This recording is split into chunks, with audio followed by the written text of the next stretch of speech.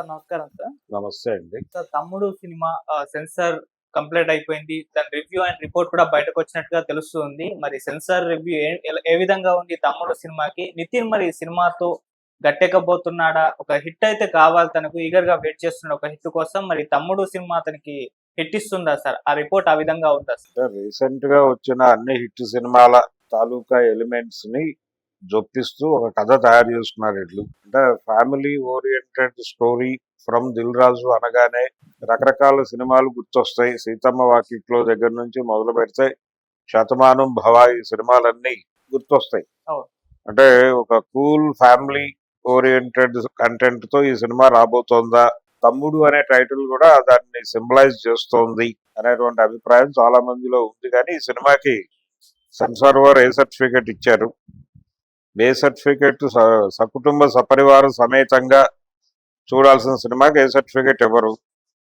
You ఇస్తారు, లేదంటే U/A ఇస్తారు. ఇది పూర్తిగా యు పక్కన పెట్టేసి ఏ అన్నారు. ఓన్లీ అడల్ట్ కంటెంట్ అన్న పద్ధతిలో వెళ్ళింది. అంటే మేజర్ గా వైలెన్స్ కొంచెం మోతాదును మించి ఉంది అనే ఒక అభిప్రాయం దొర్లింది. అయితే దీన్ని స్వయంగా దిల్ రాజు గారే ఆయన మధ్య ఇచ్చినటువంటి ఇంటర్వ్యూలో చెప్పుకున్నాడు. ఈ సినిమాలో వైలెన్స్ ఉంటుంది, వైలెన్స్ డోస్ కొంచెం ఎక్కువ అనిపించే పరిస్థితి ఉంది. ఎందుకు ఈ వైలెన్స్ ఎక్కువ ఉంటుంది అంటే ఈ మధ్య కాలంలో వస్తున్నటువంటి చాలా పాన్ ఇండియన్ మార్కెట్ లోకి ఎంటర్ కాబోతున్నటువంటి సినిమాల తాలూకా ధోరణులు కొన్ని పెట్టుకున్నారు ఈ సినిమాలో వీళ్ళు. అందులో భాగంగా రీసెంట్ టైమ్స్ లో వచ్చినటువంటి యానిమల్ సినిమాలో వైలెన్స్ ప్రజామోదం పొందింది కదా, ఆ మేరకు వైలెన్స్ ఉంటే బాగుంటుంది.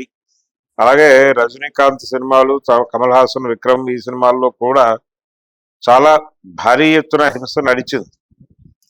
ఈ హింస నేపథ్యంలో వీళ్ళు కూడా అది ఒక ఎలిమెంట్ గా పెట్టుకున్నారు. ఆ ఎలిమెంట్ కొంత సెన్సార్ వాళ్ళని ఇబ్బంది పెట్టి ఉండొచ్చు. అంటే ఆ స్థాయి వైలెన్స్ ఉంది సినిమాలో, అందుకని దీనికి ఏ సర్టిఫికేట్ ఇచ్చారనేది ఒక పద్ధతి. అయితే అక్కగారి పాత్ర లయ చేస్తోంది ఈ సినిమాలో, చాలా కీలకమైన పాత్ర అని చెప్తున్నారు. మనం గతంలో కూడా ఈ తరహా కథలు చూసాం. అక్కచాటు తమ్ముడు, ఆ తమ్ముడు అక్కని కాపాడుతూ ఉంటాడు. ఆ అక్కకి ఈ తమ్ముడి మీద సదభిప్రాయం ఉండదు. తన మీద అక్కకి ఏ అభిప్రాయం ఉన్నప్పటికీ దాంతో నొచ్చుకోకుండా అక్కకి బాసటగా నిలబడి, తను అక్కడ లేకపోయినా ఉండలేని పరిస్థితి ఉన్నప్పటికీ తను దూరంగా ఉండి కూడా అక్క సంరక్షణ చూసుకునేటువంటి ఒక తమ్ముడి పాత్ర. ఆ రెండు పాత్రల మధ్య ఉండేటువంటి ఒక ఎమోషనల్ బాండింగ్, దాని మీద కొంత కథ ఎమోషనల్ గాను, మిగిలిన కథ ఆవిడ జీవితం రిస్క్ లోకి వెళ్ళేటువంటి కండిషన్స్, ఆ కండిషన్స్ నేపథ్యంలో తమ్ముడు చేసే వైలెన్స్, ఈ సన్నివేశాలతో కథ ప్యాక్ అయ్యి వచ్చింది అనేది అర్థమవుతోంది. ఏది ఆ సినిమాకి సంబంధించి ప్రమోషనల్ కంటెంట్ వాళ్ళు రిలీజ్ చేసిన దాన్ని బట్టి మనకి ఈ స్టోరీ లైన్ ఈజీగానే డెరైవ్ చేయవచ్చు. ఆ సరిహద్దుల్లో నడిచే కథ ఇది. ఆ సరిహద్దుల్లో నడిచే కథలో కొంచెం హింస, కొంచెం శృంగారం మితిమీరినాయి అనేది ఒక ఎలిగేషన్ సెన్సార్ వాళ్ళ వైపు నుంచి వినిపించింది.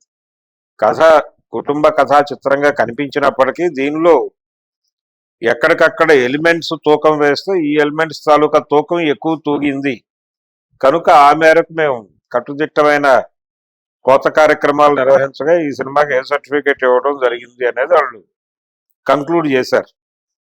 ఈ కంక్లూడ్ చేసిన నేపథ్యంలో ఇప్పుడు ఏ సర్టిఫికేట్ సినిమాలంటే ఆబాల గోపాలం ప్రేక్షకులు థియేటర్లకు రారా అనే ప్రశ్న వేస్తే వస్తున్నారు. అసలు థియేటర్లకు జనాలు వస్తున్నారా, రావడం లేదా అనే పరిస్థితి. ఆ వచ్చిన వాళ్ళల్లో ఏ సర్టిఫికేట్కి ఒక అనుకూలమైనటువంటి వయసు ఉన్నటువంటి వాళ్ళు ఎవరు అని చూసి టికెట్లు ఇచ్చే పరిస్థితి లేదు అక్కడ. ఆన్లైన్ టికెటింగ్ విధానంలో టికెట్లు నడుస్తున్న టైంలో ఎవడు ఎక్కడ దేనికి అబ్జెక్ట్ చేయలేనటువంటి ఒక విచిత్రమైన పరిస్థితి నెలకొని ఉంది. సెన్సార్ అనేది రిలవెంటా, అది రిలవెన్స్ కోల్పోయిందా అనేది కూడా ఒక చర్చ ఉంది. అది పక్కన పడేస్తే ప్రస్తుతం సెన్సార్ వాళ్ళ నివేదిక, అంటే సెన్సార్ వాళ్ళు సినిమా చూసిన తర్వాత బయట వివిధ ప్రదేశాలలో వివిధ వ్యక్తుల దగ్గర వ్యక్తం చేసిన అభిప్రాయాలను క్రోడీకరించి ఒక చోటకు తెచ్చి ఒక రివ్యూ రూపంలో అందించే ప్రయత్నం కొన్ని వెబ్సైట్లు చేసిన దాని మీద వాళ్ళ అభిప్రాయంగా మనకు అర్థమైంది ఈ సినిమాలో కొంచెం ఎమోషన్ని మించినటువంటి వైలెన్స్ ఉంది సినిమాలో. వైలెన్స్ మీద ప్రధానమైన కేంద్రీకరణ అది మనకు వినిపించిన సెన్సార్ రిపోర్ట్. ఓకే. కాబట్టి ఈ సినిమా ఎలా ఉంటుంది అంటే వైలెన్స్ గ్యారంటీ, ఎమోషన్ గ్యారంటీ, అక్క తమ్ముళ్ళ మధ్య జరిగేటువంటి ఒక ఎమోషనల్ డ్రామా ఉంటుంది. ఇది ఎవరితోనైనా ఏ సినిమాతోనైనా పోల్చుకోవచ్చు. ఇది టామ్ అండ్ జెర్రీ తరహాలో ఉండొచ్చు.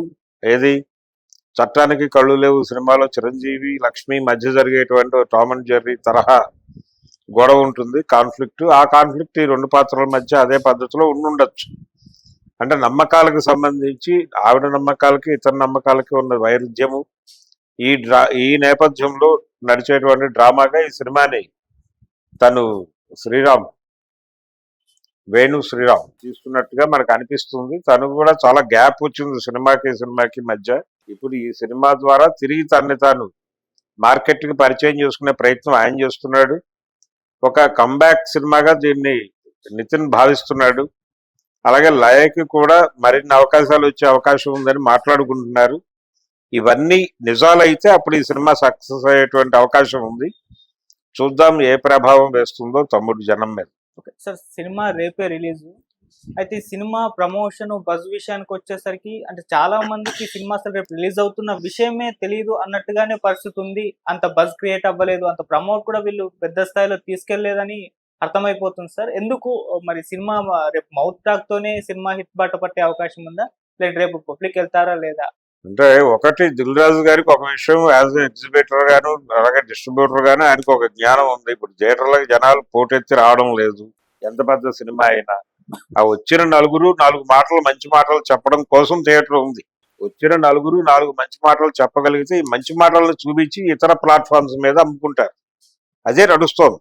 కాబట్టి అందులో భాగంగానే విపరీతమైన ప్రమోషన్ చేసిన నితిన్ సినిమాకు ఉండేటువంటి ఇమేజ్ అంటే అతను ఇటీవల సినిమాలన్నీ డిసప్పాయింట్ చేసినాయి. ఈ డిసప్పాయింట్మెంట్ వాతావరణంలో ఉన్నటువంటి ఒక హీరోతో సినిమా చేస్తున్నప్పుడు వాళ్ళు ఎంత పుష్ చేసినా దాన్ని బజ్ క్రియేట్ కాకపోవచ్చు. కానీ ఆ అంచనాలు కూడా లేవు వాళ్ళకి, ఆ రకమైన జనాలు వస్తారు అని. ఈ సినిమా చేసిందే వాళ్ళు ఈ జనరేషన్ ఆడియన్స్ ఏ ప్లాట్ఫామ్స్ మీద ఉంటే ఆ ప్లాట్ఫామ్ మీదకి సినిమాని పంపు చేయటం. ఈ మధ్య వస్తున్న సినిమాలన్నీ ఇది ఒక వ్యాపార సూత్రం అమలు చేస్తున్నాయి.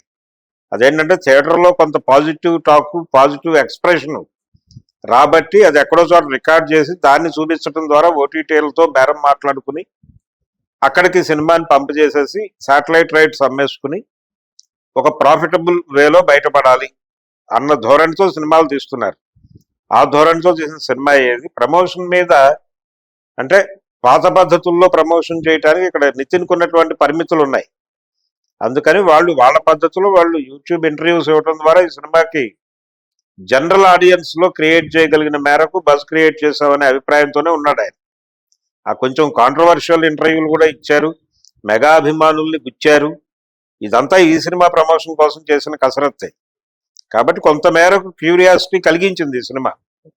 చూడాలి రేపు ఓపెనింగ్స్ ఎలా ఉంటాయి, రన్ ఎలా ఉంటుంది.